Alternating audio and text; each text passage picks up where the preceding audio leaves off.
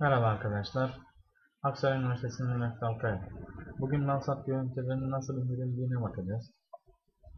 Bunun için tarayıcımızı açıyorum. Google'a giriyoruz. Landsat indiriyoruz.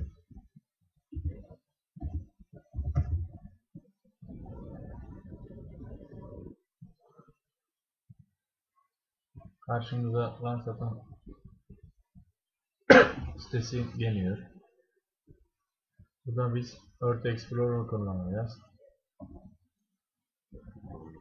Eğer Earth Explorer açtıktan sonra kayıt işlemini gerçekleştirmek için Register seçeneği var.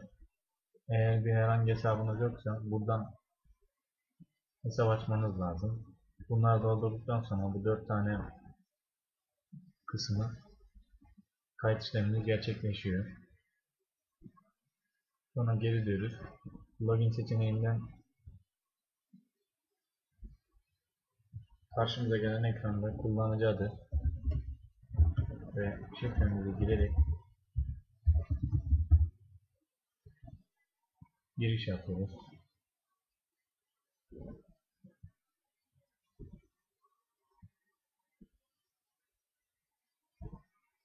Karşımıza indirme penceresi geldi. Buradan herhangi bir yere aratabiliriz. Veyahut da farklı seçeneklerini biliyorsak girebiliriz. Örneğin 177'ye 34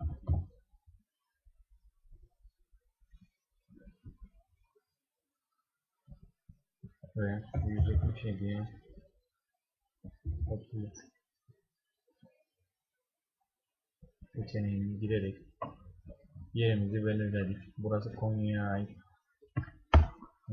çerçevelerin numaraları. Sonra buradan yıllarını seçebiliriz. Örneğin 2013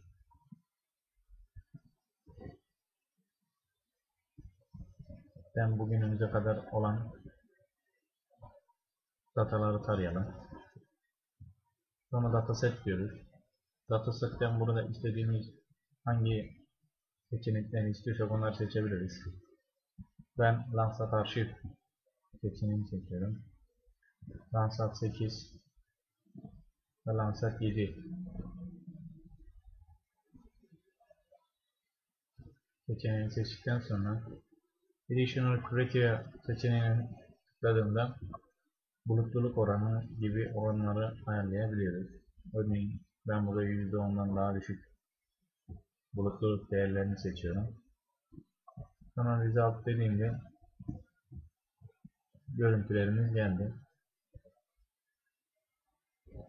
Gördüğünüz üzere görüntümüz buraya düşüyor.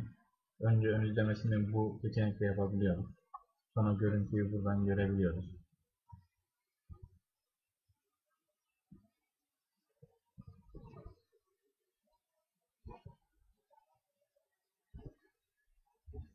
Bu görüntümüz gayet iyi bir görüntü. İndir seçeneğinde gördüğünüz üzere Download Options var. Oradan seçebilirsiniz. Buradan hangisini indirmek istiyorsanız bunları seçerek tek tek indirebiliriz. Ben önce şu Native Recorder'dan başlayarak indirmeye başlayayım. Download diyoruz.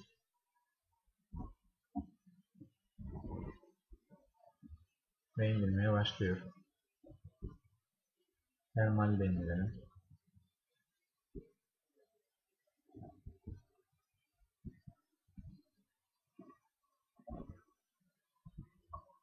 Coğrafik referansını indirelim.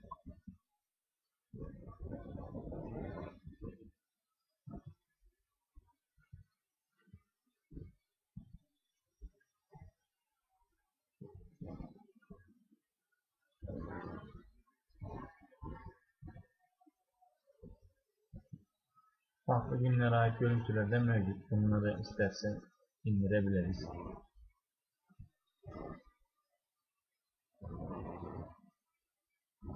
Buradan bir de Landsat 7'ye bakalım.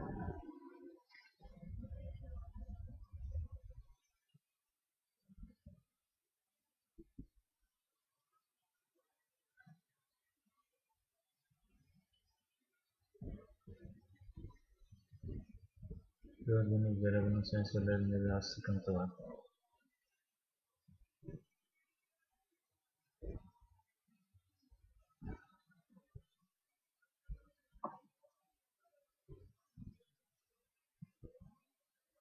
Bu da aynı şekilde.